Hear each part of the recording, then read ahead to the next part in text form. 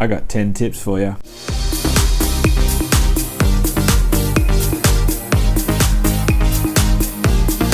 Hey peeps, it's Blue Boy here in orange tonight. Crazy, but it's nice and bright and happy, and that's me, bright and happy. Today we're talking about how to sleep better in the backcountry. These 10 tips are not in priority order, they're in basically getting ready for bed order. So, number 1 tip, get clean, have a wash. In the front country, at my place at home, I always feel much better if I have a shower before bed or a wash before bed. I don't like getting into bed with all the day's grime on me, and I've realised in the backcountry that's the same. You can increase your chances of sleep by getting clean. Mike St. Pierre, the co-founder and CEO of Hyperloutman Gear, recently mentioned that is one of his sleep tips, and that is to have a wash before bed, get clean, because it helps him sleep much, much better. It's psychological and it's physical. So have a little wash. Wash your pits, wash your bits, do what you can. I am going to try and take a little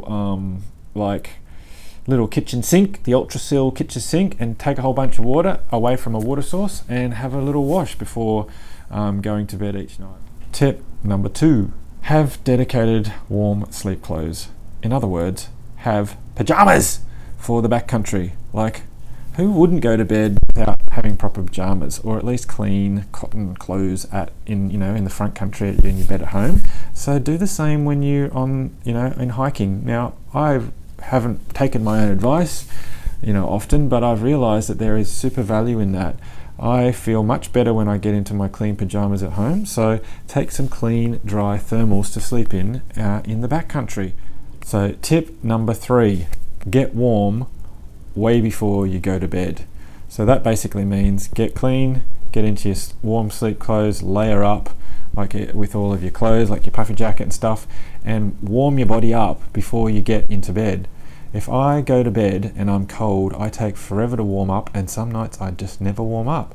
But I found that if I layer up and put all of my clothes on and get warm while I'm pottering around having dinner before I go to bed, and then get into bed when I'm already warm, I stay warm and I have a much better chance of having a great sleep. So get warm, stay warm is what I say.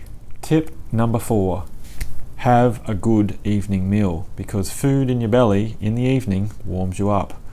I mostly won't have to tell you to have a good evening meal because you'll be starving and you'll want to eat anyway, but don't skimp on it. Like, have a good meal, have a decent meal, have a big meal, and that sends all of the blood to your digestive system. It starts churning and burning, and it's like a fossil fuel fire in your belly, and you definitely warm up. If you're ever really cold, like shivering, and you really need to warm up, eat some food, and that applies to sleep hygiene as well. Eat some food, and that gets your furnace going, and it's like having a hot water bottle in your belly. Tip number 5, go to bed early, ideally about half an hour to an hour after you finish eating your dinner, because that is your natural sleep lull.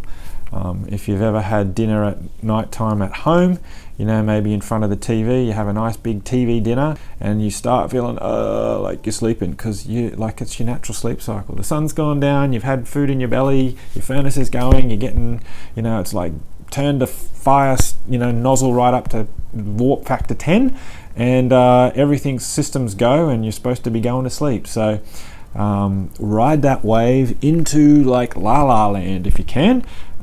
So go to bed early. Go to bed about half an hour or so, or an hour straight after dinner. Tip number 6, take your own tent. Use a solo tent. Use a 2-man tent on your own for many reasons. Now, when I started hiking with my mate, the Orange Stairmaster Damo, my first question to him was, do you snore? And his answer was, yes. And so I said, we're having separate tents. And that's been a good practice, because, yep, he snores. And if you're in a 2-man tent next to, top and tail, or right next to somebody that's snoring, oh my goodness, you ain't going to sleep unless you are like a log sleeper. So if you've got your own tent, you can separate yourself from like the loud sleeping, snoring people, friends that aren't friends in the middle of the night when they're snoring. You'll just want to throttle them. So take your own tent and be in control of your own immediate sound environment. That is a big tip for good sleep. And also, please make sure that you take earplugs regardless anyway. Consider that a part of this tip. And also, even if they're not snorers and you're sharing a 2-man tent with a second person, any movement or any unzipping of their side of the door to go to the toilet, it's going to wake you up. So have your own tent, have a little bit away from everybody else or the other person, so that increases your chance to have a disturbance-free or less disturbed, nighttime sleeping environment. So use your own tent. Tip number 7, use a wider sleeping pad. Bail those 20-inch, 51 centimeter wide pads and get a wider 25-inch, 65 centimeter, whatever it is, wide pad. It's so much more comfortable. A 20-inch wide pad, it's pretty much just wide enough for your body, not enough for your arms. So, your arms are falling on the ground if you don't have a wide pad. That's not comfortable. And if you sleep on the side, which most people are actually side sleepers, then your butt's off, your knees off, your hips are off, everything's off when you're sleeping on your side because you're sort of a bit kinked. So a wide pad solves those problems. It's much more comfortable. You can spread out a little bit better.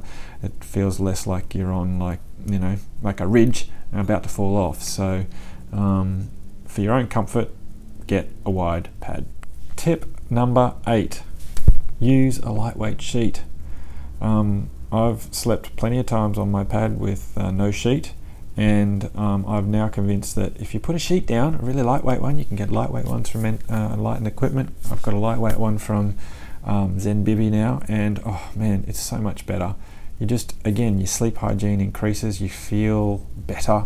The contact you have with your skin and the sheet is much better than your skin and the plastic or the nylon that the sleep pads are made of. So it just increases your chance of feeling comfortable, feeling safe, feeling like you want to go off in La La Land again. Use a lightweight sheet. Tip number 9, take and use your perfect pillow. Goodness, I've had a lot of difficulty about finding the right pillow and then being willing enough to carry the weight of the ideal pillow that I've discovered that is best for me. But no matter what it is, take a pillow that works for you, the right thickness, the right style, the right size, because if you don't have the right pillow, you ain't gonna be sleeping no matter what. So the couple 100 grams it might take you to weight that you're carrying for the pillow is absolutely worth it. It's the difference between sleeping and not sleeping. Tip number 10, use a more draft-free sleeping bag or quilt. Pretty much you can't get a draft-free sleeping experience with a quilt. I've tried plenty of them. And in warmer months, that's fine. You don't need a super draft-free sleep insulation when it's warm, but when it's cold, boy you do. So I've tried lots of different sleep systems, and here's some of the ones that have worked well for me that are draft free, that ensures a better sleep. An Enlighten Equipment Revelation Conundrum, that's pretty good. It zips right up around your neck. I've tried a Montbell number 2 bag, sleeping bag. That's quite good. Needs a little bit more down though. I've got a Feathered Friends Flicker 20. Again, that zips right up and it's got a really great sort of neck piece that goes around your neck, and yeah, it's really luxurious. I've got a Sierra Designs Zissou sleeping bag, 15 degree sleeping bag, and that's really good. It's really comfortable up around the face and the neck.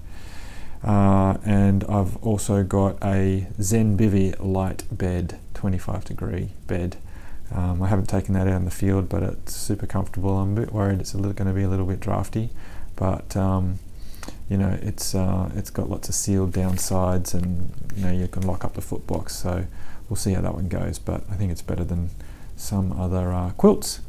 Use a more draft resistant sleeping bag or system. You get a lot of personal attention from me when you do some comments, so please leave a comment. Tell me what helps you sleep better in the backcountry. So there you go. There's my 10 tips for sleeping better in the backcountry. Hope you found some of them useful. Blue Boy in Orange, out.